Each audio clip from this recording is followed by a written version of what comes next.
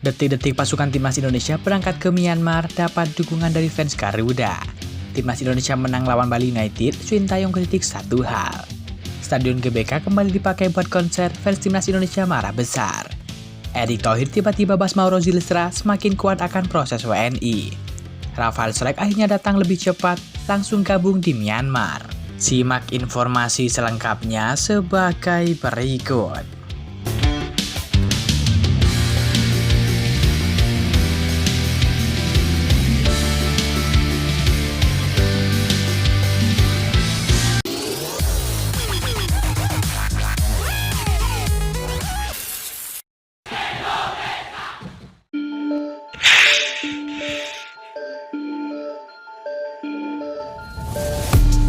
Pelatih skuad Garuda yakni Sintayong mengaku kurang puas dengan hasil uji coba Timnas Indonesia melawan Bali United jelang ASEAN Cup 2024. Timnas Indonesia menjalani laga uji coba tertutup lawan Bali United di Stadion Kapten Iwan Dipta Gianyar, Bali pada Selasa 3 Desember 2024 kemarin. Pertandingan uji coba ini merupakan serangkaian dari persiapan skuad Garuda menuju ASEAN Cup 2024. Tim asuhan Sintayong dalam ajang 2 tahunan tersebut bakal bergabung di grup B bersama dengan Vietnam, Myanmar, Laos, dan juga Filipina. Sebelum menghadapi turnamen ini, skuad Garuda menjalani uji coba sekaligus latihan terakhir sebelum bertolak ke Myanmar.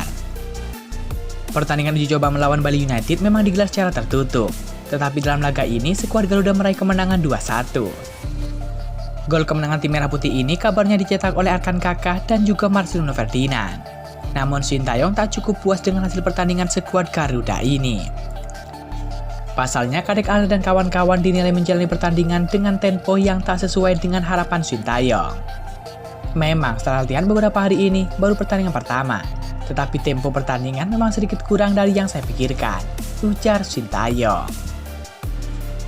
Sintayong memang tak puas dengan hasil uji coba ini, tetapi ia bertekad memperbaiki kekurangan tim. Hal ini karena ada beberapa pemain yang belum hadir dalam laga uji coba ini. Terdapat 3 pemain yang belum bergabung, yakni Asnawi Mangkualam, Hoki Caraka, dan juga Alvin Antoniko. Menurut Sintayong, mereka bakal segera bergabung dengan tim nasional, sehingga ia akan memperbaiki taktik para pemain agar bisa lebih bagus ke depannya. Sintayong menegaskan akan memaksimalkan para pemain pada sisa waktu yang ada ini, dengan harapan Marcelino dan juga kawan-kawan bakal menampilkan yang terbaik nantinya.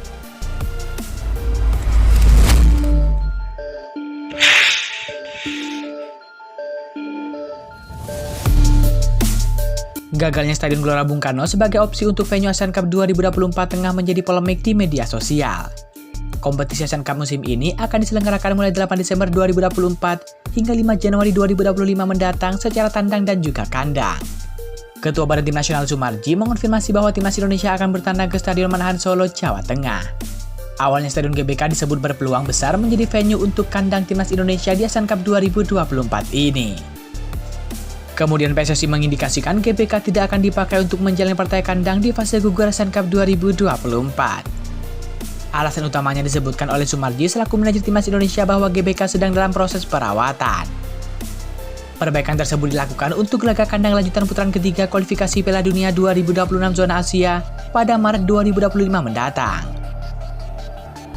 Namun baru-baru ini diumumkan bahwa akan ada acara konser musik Dewa 19 All Star 2.0 yang diselenggarakan di Stadion GBK pada tanggal 18 Januari 2025. Padahal sebelumnya pelatih Timnas Indonesia Sintayong sudah pernah mengkritik kondisi rumput GBK dan berharap tidak dipakai untuk konser lagi. Sontak informasi tersebut sukses menuai kecaman para pecinta sepak bola tanah air di media sosial lantaran lebih memilih konser dibandingkan gelaran ASEAN Cup 2024. Batal buat AFF, tapi bisa buat konser. Pengelola GBK benar-benar parah, kata netizen Indonesia. Timnas Indonesia sendiri tergabung di grup B ASEAN Cup 2024 bersama dengan Vietnam, Filipina, Myanmar, dan juga Laos.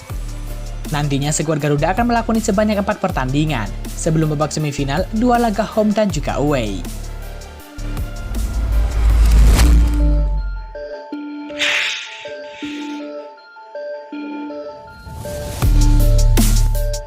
Pemusatan latihan Timnas Indonesia di Bali untuk ASEAN Cup 2024 selesai pada Kamis 4 Desember 2024. Tim berjulukan Garuda itu akan kembali ke Jakarta dan langsung terbang ke Myanmar.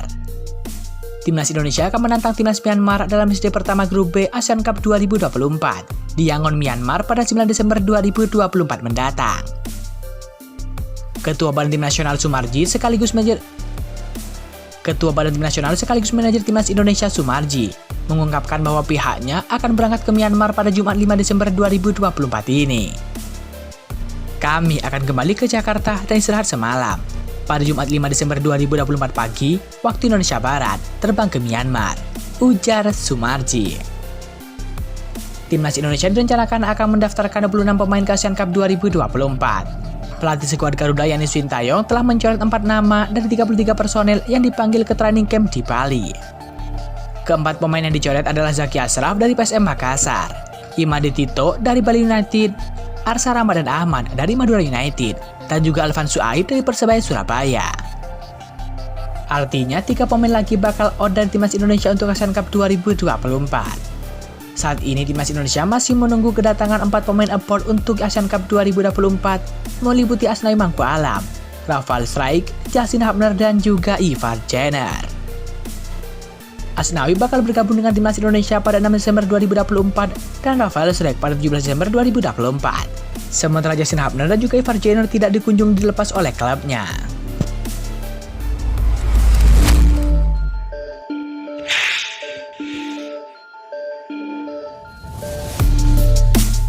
Ketum PSSI Erick Thohir angkat bicara terkait peluang Mauro Zylstra untuk diproses naturalisasi demi membela Timnas Indonesia. Seperti diketahui, Erick Thohir sebelumnya memperkenalkan oleh Romeni sebagai calon naturalisasi Timnas Indonesia selanjutnya.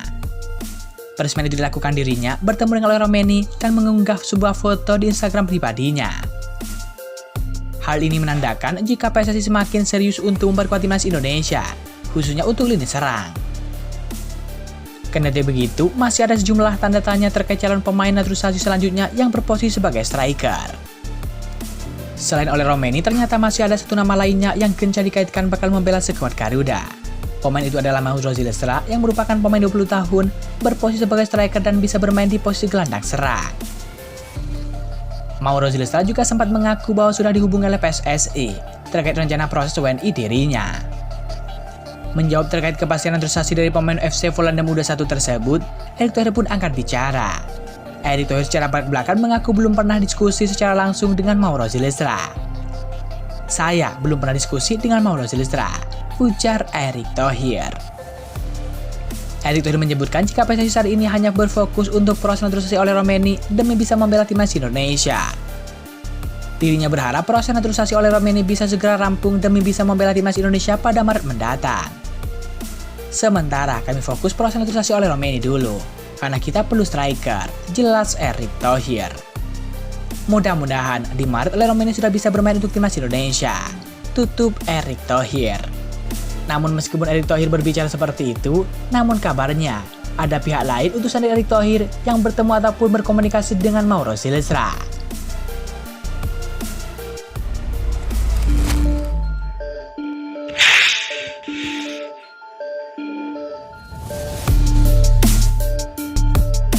Striker skuad Garuda yakni Rafael Strijk bisa menyusul Timnas Indonesia di ASEAN Cup 2024 lebih cepat.